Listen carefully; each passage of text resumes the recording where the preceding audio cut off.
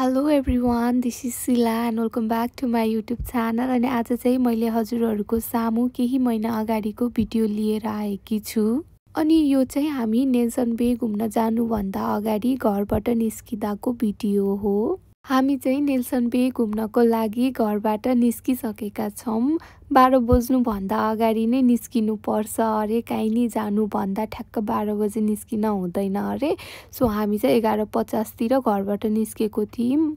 अघिल्लो दिन चाहिँ हामी सबैजनाको आफ्टरनुन सिफ्ट थियो अनि सबैजना घरमा थकाइ लाएर सुतेको। अनि एकैचोटि 10 बजे उठेर छिटो छिटो फ्रेस भएर अनि हामी चाहिँ बाटोमा चटपटे खाँदै लाग्यौँ। अनि हाम्रो चाहिँ नेल्सन बे जानलाई 7 जनाको ग्रुप थियो। म, मेरो बुढा अनि 2 जना बहिनी जुन पछाडि बसेका छन्। अनि उताबाट चाहिँ मोहन, मालती अनि भाइ मनोज। हामी चाहिँ 3 डेजको भेकेसनमा सिडनीबाट नेल्सन बे गएका थियौँ। अस्ट्रेलिया आएको 1.5 इयर पछि यसरी घरबाट टाढा, त्यो नि बुढासँग, साथीभाइ बहिनीहरूसँग फर्स्ट टाइम नै हो म यसरी नेल्सन बे घुम्न गएको। हामीले चाहिँ बाटोमा एकदमै रमाइलो गऱ्यौँ। अनि बहिनीहरूको पनि हामीसँग फर्स्ट टाइम अनि हाम्रो पनि बहिनीहरूसँग फर्स्ट टाइम नै हो यसरी घुम्न जाँदै गरेको। आधी बाटो आइसकेपछि यहाँ चाहिँ गाडी पार्क गर्ने ठाउँहरू रहेछ केही बेरलाई रेस्ट गर्नलाई। सो हामीले चाहिँ यहाँ गाडी पार्क गऱ्यौँ अनि हामी चाहिँ लाग्यौँ रेस्ट रुमतिर।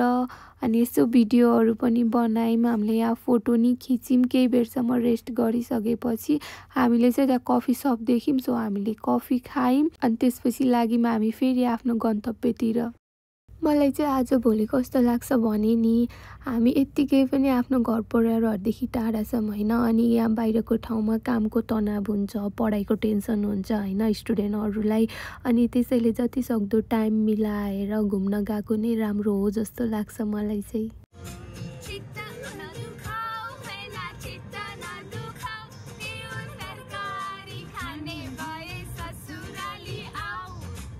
हामीले चाहिँ बाटोमा रमाइलो गर्दा गर्दै कति बेला हामी हाम्रो डेस्टिनेसनमा पुग्यौँ भनेर थाहा नै भएन क्या। फाइनल्ली हामी चाहिँ हाम्रो लोकेसनमा पुगिसकेका थियौँ जहाँ चाहिँ हामीले एयरबिएनबी बुक गरेका थियौँ। अनि हामीले चाहिँ यहाँ त्यो नम्बर हेरिरहेको छौँ कुन चाहिँ हो भनेर हाम्रो बुक गरेको हाउस।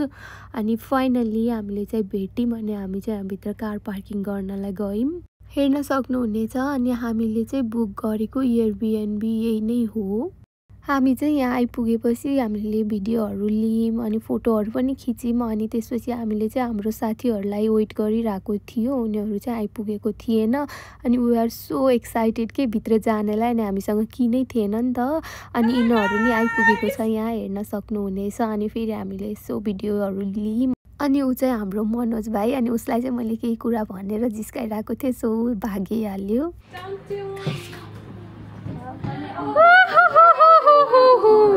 फाइनल्ली हामीले चाहिँ की पाइसकेका थियौँ अनि हामीले भित्र इन्ट्री गऱ्यौँ। इन्ट्रीमा नै किचन थियो फर्स्टमा अनि यता साइडमा चाहिँ डाइनिङ अनि टिभीहरू थियो लाउन्ज रुममा। अनि हामी चाहिँ 7 जना भएको कारणले गर्दा एउटा बेड चाहिँ लाउन्ज रुममा नै गराइदिएको रहेछ। अनि हामीले चाहिँ सबै रुमहरू चेक गऱ्यौँ, एकदमै राम्रो लाग्यो।